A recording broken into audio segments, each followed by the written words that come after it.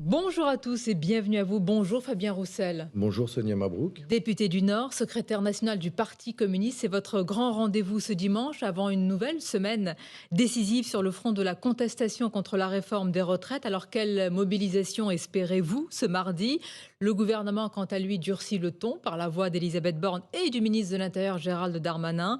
Nous évoquerons aussi la stratégie de la NUPES dont parfois vous vous démarquez, ce qui vous réussit plutôt dans les sondages, nous le verrons, puisque une majorité des Français vous voient en leader de la gauche. Pour évoquer tous ces sujets, à mes côtés, Stéphane Dupont des Échos. Bonjour à vous Stéphane. Bonjour. Et Mathieu Bock-Côté. Bonjour Mathieu. Bonjour. Dans Le Parisien ce matin, Fabien Roussel, le ministre de l'Intérieur Gérald Darmanin, dit que le gouvernement défend le travail et à l'inverse, il dénonce un gauchisme de paresse et un gauchisme bobo qui s'oppose donc à ce camp du travail et à la réforme des retraites. Que lui répondez-vous ? Bon, d'abord, je ne me sens pas du tout concerné par ces propos, parce que s'il y a bien un parti du travail dans ce pays, c'est le Parti communiste français, qui est celui qui a toujours été du côté des travailleurs. On n'a peut-être pas la même conception du travail, en tout cas, dans ce gouvernement, et nous, parce que nous qui avons toujours voulu défendre l'emploi, l'industrie, les services publics et les salaires qui vont avec, nous n'avons pas défendu, en revanche, ceux qui privilégient la rentabilité de l'argent. Vous savez, derrière le travail, il y a le travail qui produit, qui crée, qui transforme, qui soigne, qui nourrit. Ça, ce sont les travailleurs des champs, des villes, des services publics, de l'industrie. Et puis, il y a le travail qui ne produit rien. C'est l'argent qui spécule. Ça, c'est aussi une richesse qui est créée. Et cette richesse qui ne produit rien, elle étouffe notre économie.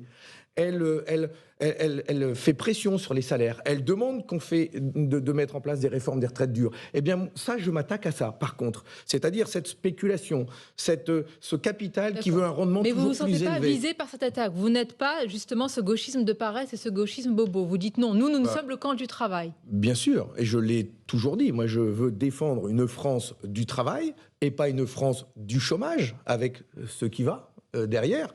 Je souhaite défendre une France du travail et des salaires, avec des salaires qui cotisent, avec des entreprises qui payent leurs impôts en France et qui ne font pas de l'évasion et de la fraude fiscale. Moi, je défends des richesses qui sont utiles au pays et pas une surexploitation de l'être humain et de la nature. Il y a quelque temps encore, vous distinguiez, dis-je, entre une gauche des allocs et une gauche du travail. Est-ce que cette distinction est encore pertinente en ce moment? Bien sûr, parce qu'en fait, en disant ça, je dénonçais une forme de soumission, une forme d'acceptation d'un chômage de masse dans notre pays.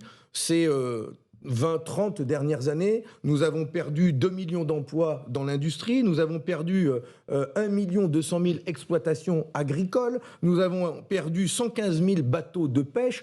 Vous voyez, quand je touche à la mer, à la terre, au champ, et que je touche à notre industrie, je fais la démonstration que notre pays, en quelques années, s'est appauvri en termes de travail. Et nous avons accepté un chômage de masse qui est encore très présent aujourd'hui, avec 6 millions de personnes en catégorie B, C, D, c'est-à-dire qui ont une activité partielle réduite. Eh bien, moi, je veux, au contraire, nous disons qu'il est possible de garantir à chacun une activité, un travail, un emploi avec un salaire, car c'est important. C'est utile, c'est nécessaire pour notre pays, pour répondre aux besoins du pays, pour porter une ambition pour la France, pour les années qui viennent, répondre aux défis climatiques, répondre à l'allongement de la durée de la vie.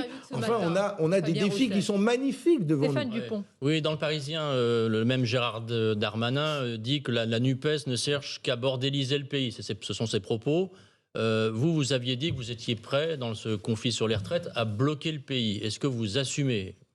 Bien, d'abord, je constate que ceux qui ont les positions les plus dures, les plus radicales, les plus intransigeantes aujourd'hui, ce sont ceux du gouvernement. Ils sont une poignée, ils ne sont pas nombreux en somme. Hein, ils sont une quarantaine, ministres aujourd'hui, on va dire 41 avec le président de la République, ils sont une poignée, ils ne sont pas nombreux, à vouloir imposer une réforme dure, brutale, que les Français, dans leur très grande majorité, ne veulent pas. Ils ont fait exercice de pédagogie ces dernières semaines, ils y sont allés quand même. Hein. Pour quel résultat, selon vous? Et pour un résultat qui fait que non seulement les Français ne sont pas convaincus, mais ils sont de plus en plus convaincus, au contraire, que cette réforme va être mauvaise pour eux. Elle va être mauvaise surtout pour les salariés qui ont commencé tôt au travail, qui n'ont pas de diplôme, on va en parler, et qui fait qu'aujourd'hui, c'est à eux que l'on va demander le plus d'efforts. Gérald Darmanin, on voit bien, c'est le ministre de l'Intérieur qui sort dans Le Parisien pour dire, voilà, pas de blocage, ne bordélisons pas le pays, comme le veut une partie de la gauche. Vous dites non, il faut au contraire bloquer le pays. Mais quels sont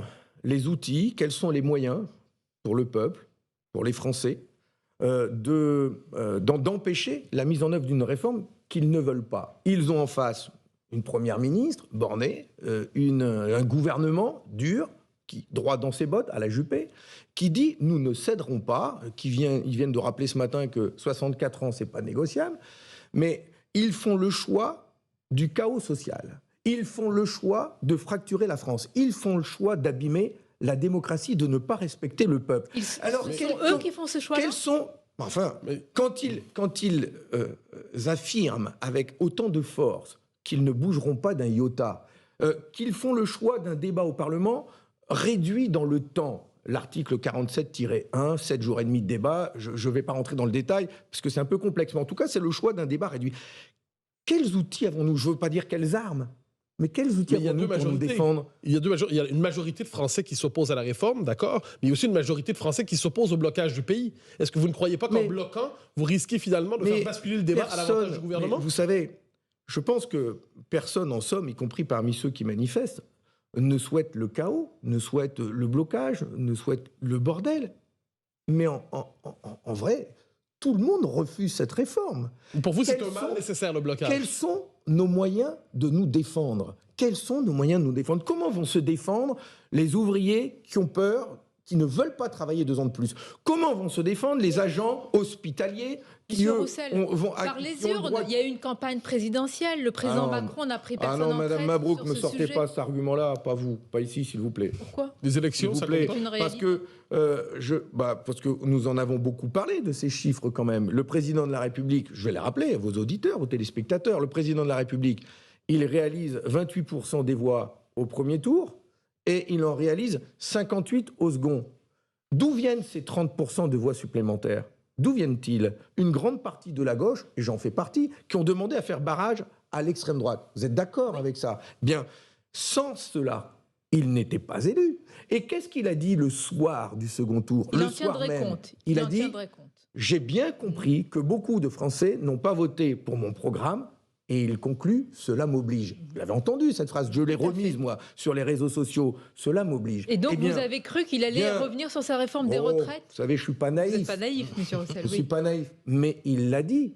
Les Français l'ont entendu aussi. Et donc, aujourd'hui, faire en sorte de tenir sa parole. Je demande au président de la République de tenir sa parole. Mais pour être légitime, il devrait gouverner le programme de la NUPES. Mais pas du tout. Est-ce que j'ai dit ça? J'ai dit que je ne voulais pas le chaos social. Je dis que le gouvernement fait le choix de l'affrontement et du chaos social en étant dur et en disant que coûte, nous mettrons en œuvre cette réforme. Et j'ai fait une proposition. Je n'ai pas dit mettez en place le programme de la NUPES. J'ai dit pour sortir par le haut de cette situation difficile. Nous sommes en plus en pleine période de crise. Organisons un référendum. Et organiser un référendum, c'est pas dire à l'avance quel en sera le résultat, mais un référendum. Mais non. Avec 60% Fabien Roussel, avec une majorité de Français. Est-ce que l'on peut accepter la démocratie et respecter les choix du peuple? Ou alors on dit que le peuple vote mal et on change le peuple, hein? Mais on peut pas changer le peuple. Bien, il faut le respecter d'abord. C'est ça la démocratie. Un référendum, c'est quoi? Organisé. Un référendum, c'est un référendum organisé, décidé par le président de la République. Ça veut dire 6 mois de campagne. Ça veut dire une campagne avec des moyens financiers pour pouvoir éclairer les citoyens sur les enjeux du débat, avec des espaces dans les émissions de télé, dans les radios, pour, contre, et que les Français puissent faire leur choix. Moi, je rêve. Monsieur Roussel. Je rêve. Fermez les yeux. Imaginez que dans les usines, avant la prise de travail, tout le monde ait le droit à 1 heure d'information syndicale. Et que là, le patron, les salariés, les cadres discutent ensemble. Quelle réforme des retraites pour demain? Est-ce que vous êtes prêt à cotiser plus ou est-ce que vous êtes prêt à travailler 2 ans de plus? Comment voulez-vous, comment imaginez-vous la vie après le travail? C'est une légitimité contre une légitimité.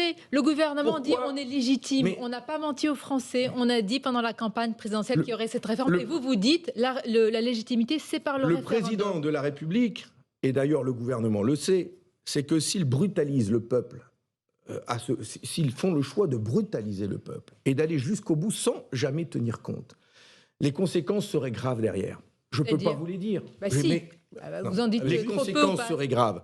Par exemple. Mais les conséquences seraient graves parce que il y aura. On dit que le fossé s'agrandit entre les citoyens et les politiques, et la politique et la démocratie. Je suis celui qui se plaint à chaque fois de voir qu'il y a eu 13 millions d'abstentionnistes aux élections présidentielles, 26 millions aux élections législatives. Pour moi, les conséquences, c'est ça, c'est que ce fossé va se creuser encore plus. Quels seront les moyens pour les Français de se défendre, de se faire entendre, quand il y a un tel entêtement? Enfin, celui qui a mis en place le dernier référendum que l'on a eu dans ce pays, c'est Jacques Chirac. Monsieur Roussel, pourquoi avoir peur? Certains vous auraient dit il fallait voter l'adversaire de M. Macron qui proposait autre chose sur la réforme des retraites. Ce gouvernement a l'air convaincu, plutôt convaincu, de cette réforme, puisqu'ils disent qu'elle est juste. Ils disent qu'elle n'est pas dogmatique. Ils disent qu'elle va protéger les femmes. Ils disent qu'elle va protéger les plus faibles. Mais alors, de quoi ont-ils peur, en somme? Pourquoi, en l'espace de 6 mois de campagne, ils ne trouveraient pas les moyens de convaincre les Français sur la justesse de leur réforme? Enfin, c'est quand même incroyable qu'ils aient peur à ce point de leur propre réforme, mais qu'ils l'expliquent aux Français, qu'on prenne le temps. Au deuxième tour de la présidentielle, il y avait un choix entre 2 candidats, Mme Le Pen, Monsieur Macron, et sur la question des retraites. Sur la question des retraites, votre position était plus proche de celle de Mme Le Pen que de Monsieur Macron. Dans ce cas-là, est-ce que les Français n'ont pas finalement choisi, en étant conscients des enjeux, ils ont choisi Monsieur Macron plutôt que Mme Le Pen, et la légitimité vient de là? Je ne peux pas vous laisser faire ce raccourci, ou alors... Juste le moment de rappeler des faits. Non. Vous êtes pour la retraite à 60 ans, comme Madame Le Pen, où vous êtes naïf, où vous faites le choix de la naïveté, où vous n'allez pas lire nos programmes respectifs. Vous savez très bien que les propositions de Marine Le Pen sont des propositions qui sont financées et exclusivement financées par une phrase, une formule qu'ils ont bien du mal à détailler: la fin de l'immigration. Point barre. Et ça va faire rentrer, je les cite, des dizaines de milliards d'euros. Où, quoi, comment? Il y aura le feu dans le pays, on s'en fout. Mais enfin, voilà, ça, c'est la proposition de l'extrême droite. La proposition que défendent les forces de gauche et écologistes, avec des nuances différentes, mais ce que nous disons, c'est que quand il y a moins d'actifs pour plus de retraités, quand il y a l'allongement de la durée de la vie, quand il y a un léger déficit que nous admettons, eh bien nous disons, allons chercher des recettes ailleurs. Nous produisons plus de richesses dans notre pays. Mettons plus à profit ces richesses que nous produisons. Ce sont quand même nous qui les produisons, ces richesses. Elles nous appartiennent un petit peu quand même. Et donc ce sont des différences de fond entre la gauche et l'extrême droite. Et ce n'est pas des petites différences quand même. Ce n'est pas des petites différences. Vous allez continuer à les énumérer et à défendre votre projet. Et puis votre appel justement à fermer symboliquement les mairies le 31 janvier. Une sorte d'opération mère solidaire qui fait beaucoup réagir le gouvernement. Une courte pause et on revient sur ce sujet et d'autres. Et surtout avec notre invité, député du Nord, secrétaire national du Parti communiste, Fabien Roussel. Mardi 31 sera donc la 2e journée de mobilisation contre la réforme des retraites. Et vous avez lancé un appel à fermer symboliquement les mairies. Ce jour-là, une sorte d'opération mère solidaire. Mais est-ce que ce n'est pas une façon, d'alimenter ce que dit Gérald Darmanin et d'organiser, je vais utiliser le mot la chienlit plutôt que bordéliser le pays? Je ne me permettrai pas. J'ai beaucoup de respect pour le travail des élus locaux, des maires, qui ont été en première ligne pendant la pandémie, sur qui le gouvernement s'est beaucoup reposé.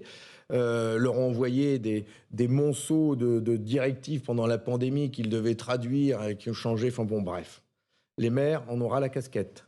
Ils subissent aujourd'hui des hausses de factures et d'énergie, des prix des matières premières, et ils ont des dotations en moins. Et voilà que maintenant leur tombe cette réforme des retraites qui va peser sur les employés communaux. J'ai une pensée pour les catégories C, ces fonctionnaires de la fonction publique mal payés, à qui on a retiré des jours de congé avec la loi des 1607 heures et qui apprennent qu'elles vont devoir travailler 2 ans de plus pour partir en retraite. Ils sont en colère. Et donc j'ai eu des maires qui m'ont appelé et qui m'ont dit « Fabien, là, c'est fini, la coupe est pleine. Mais... Moi, le 31, je vais fermer symboliquement. Est-ce que vous n'allez pas pénaliser les usagers, les gens qui ont recours au service public? Est-ce que c'est pas eux qui vont d'abord être les premiers punis par votre initiative, toutes ces mairies qui vont fermer? D'abord, permettez-moi de dire que les maires sont ceux qui défendent le mieux les services publics dans notre pays. Ce sont les sentinelles de la République. Et alors dire qu'ils prennent la responsabilité de priver de services publics, eux qui continuent de les défendre coûte que coûte, alors qu'on leur prive, qu'on baisse leur dotation, vous savez, s'ils décident demain, dans la diversité des moyens, moi j'ai lancé cet appel. D'abord, moi je ne dis pas aux maires ce qu'ils doivent faire, mais j'ai Anne entendu... Hidalgo dit vouloir suivre votre Oui, appel. oui, oui, mais donc, je précise. Il vous précise. écoute apparemment. En fait, ce qui s'est passé, c'est que le 19 janvier dernier, je sais que beaucoup de maires ont fait ce choix-là. Mais ils le font un peu de manière isolée dans leur coin. Donc, à force d'en entendre et de les avoir au téléphone, y compris les maires communistes, qui ne sont pas les derniers, eh bien, je leur ai dit, mais faites-le savoir, unissez-vous. Et donc, je reçois des appels par département. Beaucoup. Il y aura beaucoup de mairies qui vont fermer. À mon avis, aujourd'hui, c'est difficile d'en faire le compte parce que ça tombe toutes les heures. Il y aura plusieurs centaines de mairies qui, ou fermeront symboliquement, ou permettront à leurs agents d'aller manifester sans perte de salaire, ou déposeront des banderoles. De mairies. Oui, je pense que ce sera de plusieurs centaines de mairies. Sur la neutralité d'une mairie, quand même. Mais ça devrait interroger d'abord. Ça devrait d'abord interroger le gouvernement sur la profondeur de la colère qui existe dans le pays et qui va au-delà du rejet de cette réforme des retraites. Cette réforme des retraites, elle vient comme une goutte d'eau qui fait déborder le vase. Je pense aussi à ces artisans, ces commerçants qui ont ces factures d'électricité qui explosent. On va en parler, mais est-ce que c'est pas là une manière de contourner le droit de grève? Mais fermer quand même une mairie, c'est une rupture dans la continuité du service. Vous avez dit, ils font de la politique. Qu'est-ce qui a dit ça aussi? Un membre du gouvernement qui m'a attaqué en disant Roussel, il demande aux maires de faire de la politique. Non mais... Enfin, si les maires, le gouvernement ne fait pas de la politique, lui. On va reprocher au gouvernement de faire de la politique. Les maires sont élus par une majorité de leurs concitoyens et qui attendent de leurs maires qu'ils les défendent quand même. Les agents communaux sont fiers d'avoir des maires qui s'engagent à leur côté et qui vont leur permettre d'aller manifester pour défendre leurs acquis, leurs droits. C'est quand même la moindre des choses. Maintenant, que ça ne plaise pas au gouvernement qu'il y ait cette fronde qui vient, y compris, je vais finir, je vais aller plus loin même. Attention, je vais aller plus loin. Y compris les maires qui décident de fermer symboliquement leur mairie. Eh bien moi, j'invite même aujourd'hui, j'invite les artisans, les commerçants, les PME, qui ne se retrouvent pas dans cette réforme de retraite parce qu'ils savent que ça va brutaliser leurs salariés, et pour qui la coupe est pleine aussi.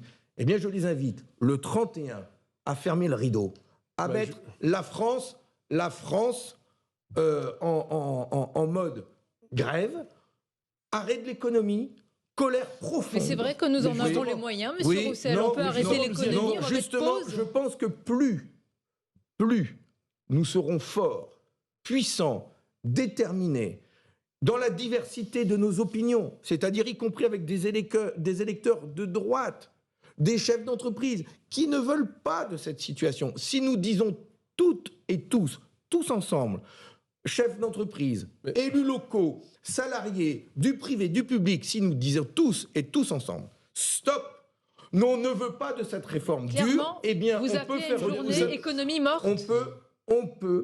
On peut réussir à faire reculer le gouvernement. Vous pouvez clarifier votre appel. Pour se faire entendre, quand on fait le choix de faire des manifestations en semaine et que l'on appelle les salariés à sortir de leur usine, de leur entreprise, et de se mettre en arrêt de travail, eh bien c'est bien sûr parce que pendant une journée, pendant quelques heures, l'économie ne fonctionne pas. Et encore une fois, je reviens sur les moyens du monde du travail, le moyen que nous avons, nous, les hommes, les femmes, les citoyens, nous, le peuple. Quels moyens avons-nous de réussir à faire retirer cette réforme des retraites? Vous aviez fixé, il y a quelque temps, l'horizon pour la précédente manifestation, 1 million de Français dans la rue, ce serait une réussite. Est-ce que vous fixez un nouvel objectif pour mardi? Oui. Combien? Plus. Plus ça.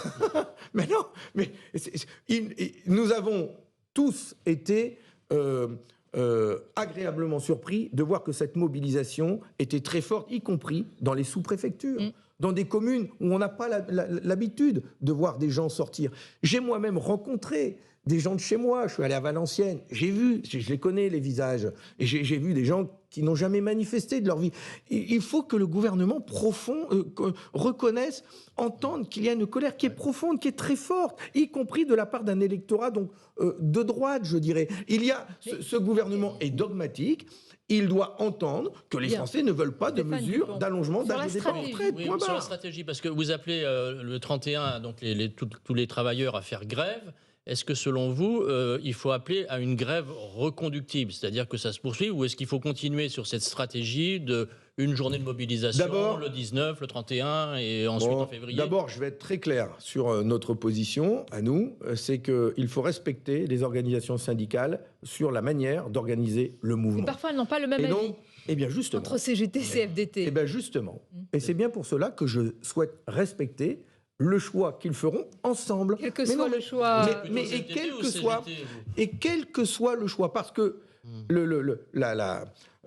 pourquoi cette manifestation a été aussi réussie et pourquoi elle le sera aussi le 31, c'est parce qu'il y a justement une intersyndicale qui va de la CFDT à la CGT, en passant par l'UNSA, Force ouvrière, CFTC, les organisations de jeunesse qui rentrent aussi dans la mobilisation. C'est cette unité syndicale qui n'était pas arrivée depuis 12 ans, qui fait la force de ce mouvement. Alors vous pensez bien que moi, je ne vais pas dire plus ci ou plus ça, je vais dire continuer. Donner le ton. Est-ce qu'il faut continuer avec des grandes journées comme celle-ci? On veut la retraite avant la retraite.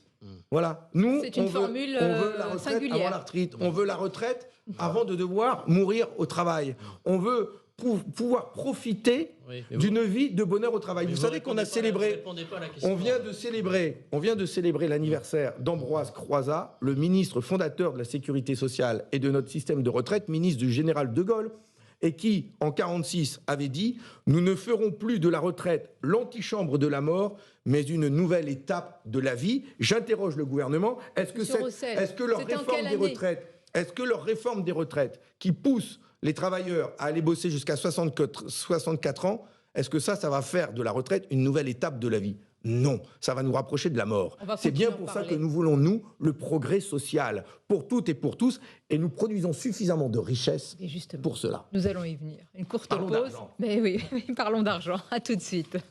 Et notre invité, Fabien Roussel, qui appelle à une journée économie à l'arrêt. Stop, avez-vous dit. Et dans le même temps, Elisabeth Borne, elle dit stop. Sur les 64 ans, ce n'est plus négociable. Fabien Roussel, qu'est-ce qui vous fait croire qu'ils vont céder alors qu'ils ne font que durcir le ton jusqu'à la Première ministre qui dit non, c'est non négociable. Terminé. La Première ministre fait le choix du chaos social, elle fait le choix de l'affrontement dur. Et moi, je demande à la Première ministre de respecter la liberté des Français de dire non à cette réforme. Je lui demande de respecter cette liberté et qu'elle n'avance pas le choix de l'élection présidentielle et du programme du président de la République. Un bulletin de vote, ce n'est pas un chèque en blanc. Et donc, ce que je souhaite, c'est que, encore une fois, c'est que l'on puisse sortir de cette crise par un référendum. Et si le gouvernement s'entête, comme elle le fait aujourd'hui, c'est vraiment une provocation à 48 heures de la manifestation du 31 janvier de mardi prochain. Eh bien, j'appelle les Français véritablement à se mobiliser et à montrer pendant une journée, tous, que l'on soit, encore une fois, dirigeants d'entreprise, artisans, salariés, ouvriers, élus locaux, une détermination sans faille, pacifique. Manifestons pacifiquement, en famille, faisons tomber les rideaux. Fermons les mairies pour une journée et ça nous permettra de gagner 2 ans de vie. Je préfère que l'on ait un pays mobilisé, pacifiquement, déterminé et que nous exercions notre droit d'expression et de mobilisation pendant une journée pour empêcher une réforme des retraites qui va nous gâcher 2 ans de notre vie. Vous ne parlez que de la rue et le combat au Parlement. Il y a des doutes d'une partie de la majorité, semble-t-il, et certains députés LR qui pourraient ne pas aller dans le sens du texte. Est-ce que vous les appelez aussi, ces parlementaires, à se mobiliser? D'abord, nous allons déposer une motion référendaire à l'initiative du groupe communiste le lundi 6 février, le jour de l'ouverture des débats à l'Assemblée nationale. Ce sera la possibilité de mettre un pied vers le référendum. Et j'appelle les députés des Républicains, les députés de Horizon, Liberté et territoire, les centristes, le MoDem qui, entre nous, par la voix de M. Mattei, mon collègue, ou Bayrou, a fait des propositions qui sont balayées d'un revers de main avec mépris par le président de la République. Je les appelle à appuyer cette demande de référendum. Enfin, les députés LR vont être confrontés à leur population dans leur circonscription. Qu'est-ce qu'ils vont dire aux gens qui vont venir les interpeller? Qu'ils sont contre un référendum? À quel titre? On peut leur demander la cohérence. Les députés LR ou les LR, ils défendaient les 64 et même les 65. Quand il y a le projet de Valérie Pécresse. Mais quand il y a une telle détermination dans le peuple à ne pas vouloir cette réforme, comment refuser un débat? Enfin, un débat. Un débat avec à la fin un vote démocratique. Redonner la parole au peuple. C'est reconstruire la démocratie. C'est protéger la France. C'est au contraire faire en sorte que la France sorte plus forte de cette épreuve. Juste sur le référendum, vous la donnerez sur tous les sujets. Alors vous, Fabien Roussel, sur les retraites, sur l'immigration, sur d'autres sujets. Mais vous, ne pensez-vous pas... Vous n'allez pas avoir peur des réponses sur certains sujets. Ne pensez-vous pas que sur des sujets aussi majeurs, où il y a un tel clivage et un tel débat, qu'il est sain de redonner la parole au peuple? Quand bien même on a été élu sur la base d'un programme.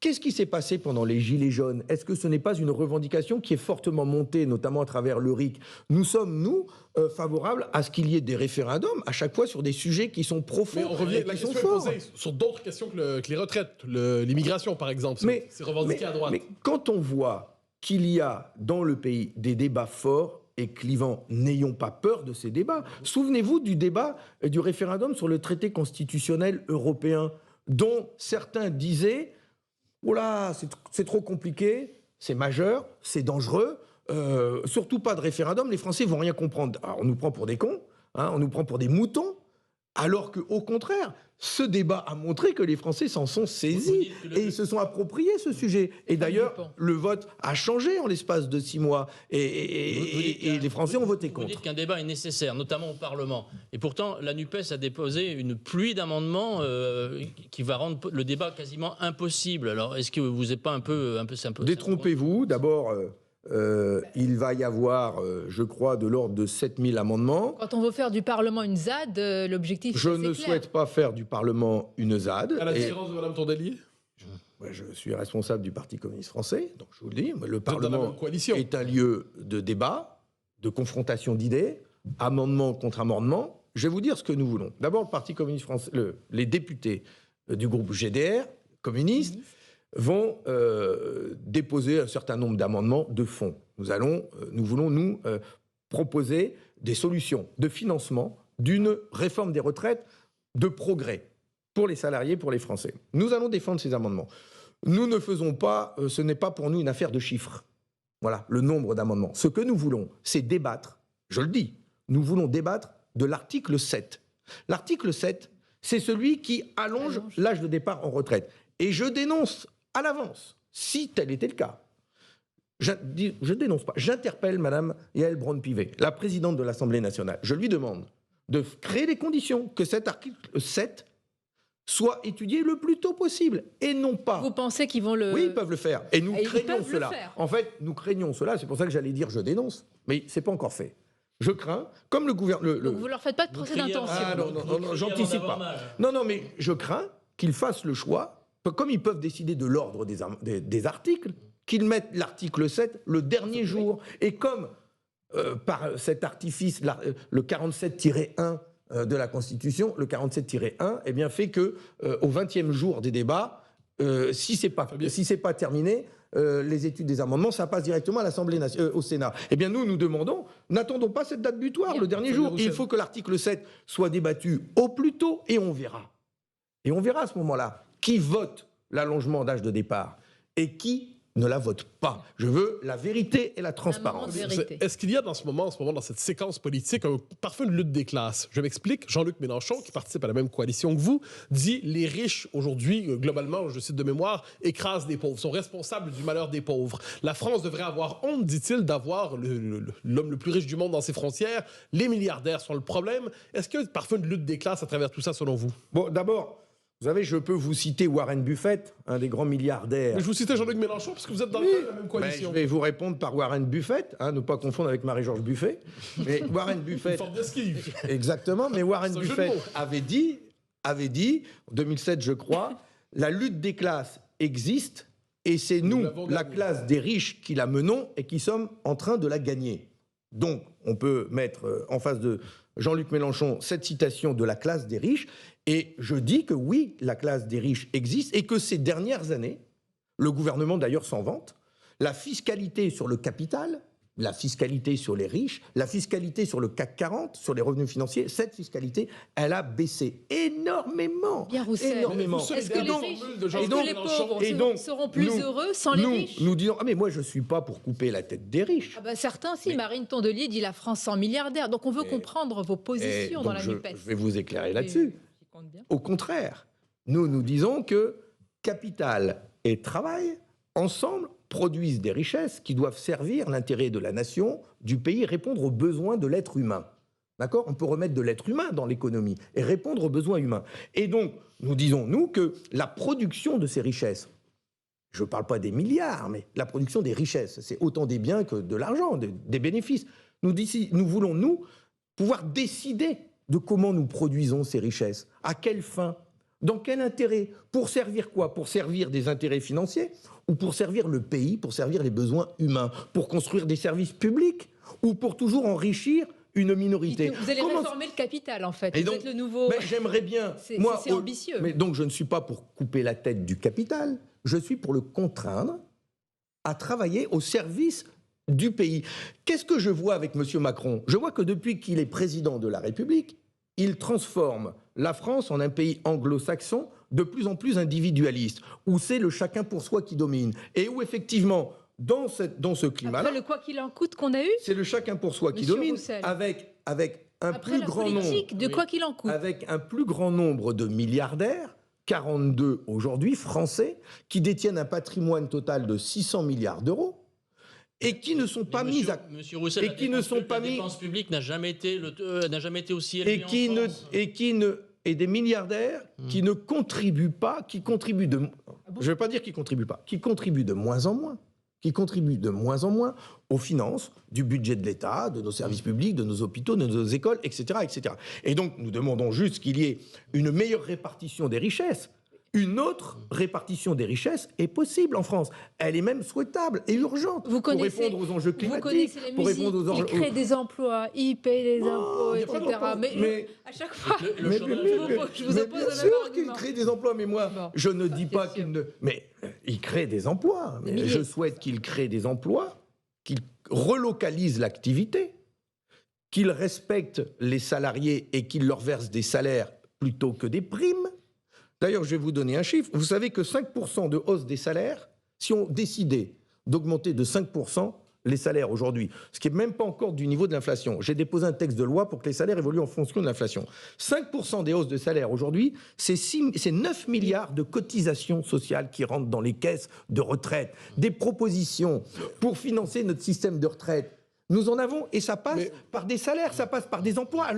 Alors, moi, les LVMH, Monsieur Bernard Arnault, tous les grands patrons du CAC 40 aujourd'hui, je leur dis, mais ensemble, créons les conditions Fabien pour Roussel. relocaliser l'emploi en France, pour augmenter les salaires, pour moins distribuer de dividendes, mais au contraire investir dans la relocalisation de l'activité. Pardonnez-moi, Vous regardez Roussel, les pourquoi- grands patrons, même combat. Ah, mais C'est possible.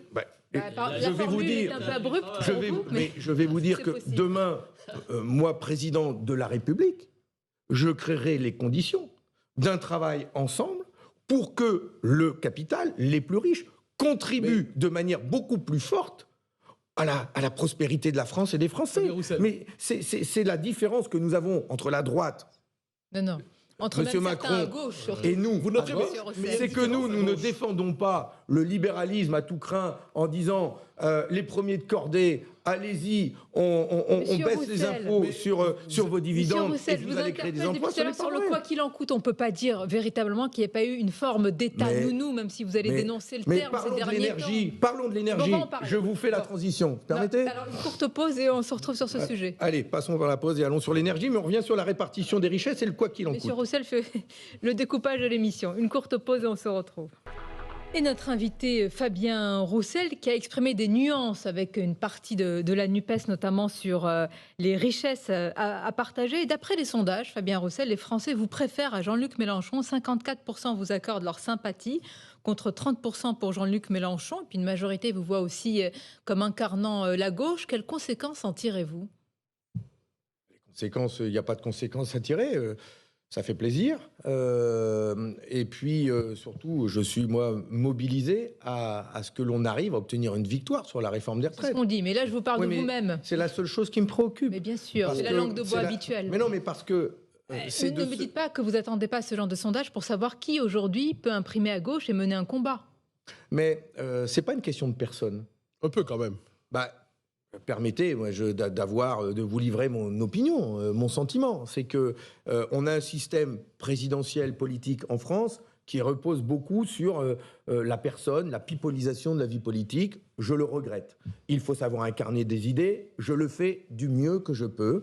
Et incarner, y compris ce que porte le Parti communiste en termes de projet de société. Pourquoi ça société. infuse plus chez les Français quand vous les incarnez? Mais parce que ma théorie, ma conception, enfin, mon idée, mon analyse de la situation fait que pour que la gauche l'emporte, il faudra qu'elle sache s'unir, il faudra qu'elle aille convaincre les abstentionnistes, les 13 millions au présidentiel. C'est énorme, énorme, cette fracture. Il faut que nous puissions aller les convaincre. Et pour aller les convaincre, je dis qu'il faut respecter les différentes sensibilités que nous sommes et que chacun nous allions labourer notre... Je vais vous poser la question plus directement. Est-ce qu'à 71 ans, vous ne pensez pas que Jean-Luc Mélenchon devrait partir à la retraite? Vous êtes pour la retraite à 60 ans? Bon, écoutez, vous-même, vous défendez de pouvoir cumuler la retraite et un salaire. Bah, laissez Jean-Luc Mélenchon cumuler la retraite et un salaire. Enfin, c'est fou. Mais alors, au moment des législatives, au moment des législatives avec la NUPES, Jean-Luc Mélenchon était pour autant votre chef. Ouais. Est-ce que c'est là encore aujourd'hui? Moi, je n'ai jamais eu de chef. Si ce n'est... Au moment des législatives. Je n'ai... Non. Nous avons... C'était pas Roussel Premier ministre à ce moment-là. Nous sommes une organisation politique avec des adhérents, avec des relations avec le mouvement social. Nous parlons ensemble, nous décidons ensemble et nous avons toujours été autonomes dans nos choix et dans nos orientations. Et nous sommes en train de les définir en ce moment même. Aujourd'hui, nous votons sur le choix de nos orientations. Au mois d'avril, on décidera de notre direction. Et tout cela, nous le construisons démocratiquement. Mais comment on construit l'autonomie dans la coalition de la NUPES? Mais cette union de la gauche, des forces écologiques, sociales, qui se sont unies aux élections législatives, il faut la conforter. Elle a fait la démonstration que nous pouvions gagner plus de députés, mais en même temps, nous avons atteint un plafond. Je l'ai dit, un plafond de verre. Nous n'avons pas empêché l'élection de 89 députés d'extrême droite. Pour moi, c'est la tache noire de cette élection législative, parce que ils ont été élus démocratiquement, rappelons-le quand même. Mais je regrette. Oui, bien sûr, c'est autre chose. Que nous n'ayons pas été en capacité. Je dis que nous sommes responsables. Nous n'avons pas été en capacité de convaincre. Donc vous remettez en cause cette coalition qui n'est pas un bouclier. Pour moi, ce n'est pas un bon résultat. D'ailleurs, vous verrez, le 1er mars, je sors un livre qui reviendra en détail sur ce que nous avons vécu. Je raconte tout. Les coulisses, je raconte tout. Et donc... peut-être vous pouvez nous dévoiler déjà ce que vous allez raconter. Mais parce qu'on ne peut pas le faire en quelques minutes. Et puis en même temps, si nous avions... Vous avez des regrets sur cette coalition? Si nous avions tous une recette, l'équation, la formule, ce serait tellement si simple. C'est beaucoup plus compliqué que ça. Les Français, aujourd'hui, sont perdus, inquiets. Ils se demandent comment s'en sortir. Imaginez-vous un petit peu ce que ça veut dire pour un député.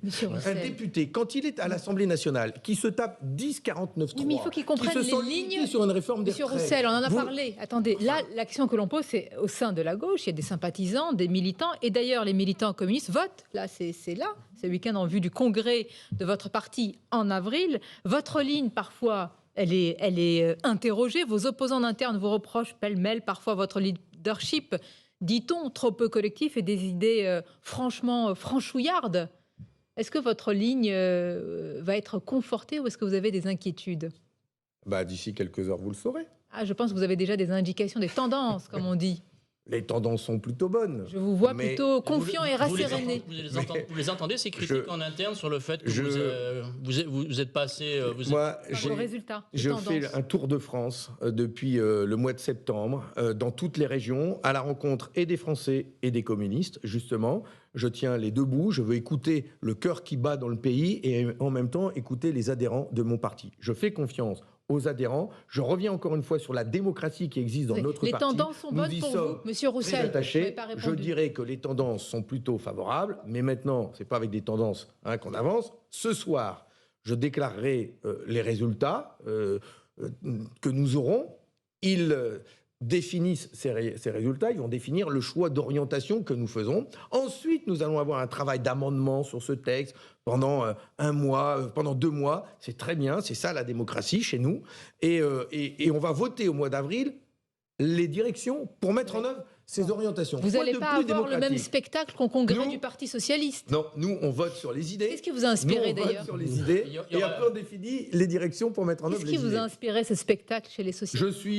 Je fais confiance aux militants socialistes pour se retrouver, se rassembler. Et aux dirigeants? J'ai félicité hier Olivier Faure, Nicolas Meyer, Rossignol, d'avoir trouvé les moyens de se rassembler. Tant mieux. Nous avons besoin à gauche que toutes les forces soient fortes et en capacité d'aller convaincre de nouveaux citoyens sur le projet que nous voulons mettre en œuvre ensemble. Et c'est pour ça que cette réforme des retraites, excusez-moi, elle est essentielle. Et elle arrive, Parce qu'il faut Fabien offrir Roussel. une perspective Elle arrive à la sur France fond et de aux crises Français. multiples. Il faut qu'on en parle. Inflation, pouvoir d'achat. L'électricité. Et oui, l'électricité. Ah bah justement, la CGT, en particulier la CGT Énergie Marseille, veut aider les artisans, les boulangers en basculant leurs compteurs en tarifs réduits. Sur Europe 1, on a posé la question au ministre de l'économie, Bruno Le Maire, qui a dit que c'est pas la CGT qui fait la loi dans ce pays et que c'est totalement illégal. Que lui répondez-vous?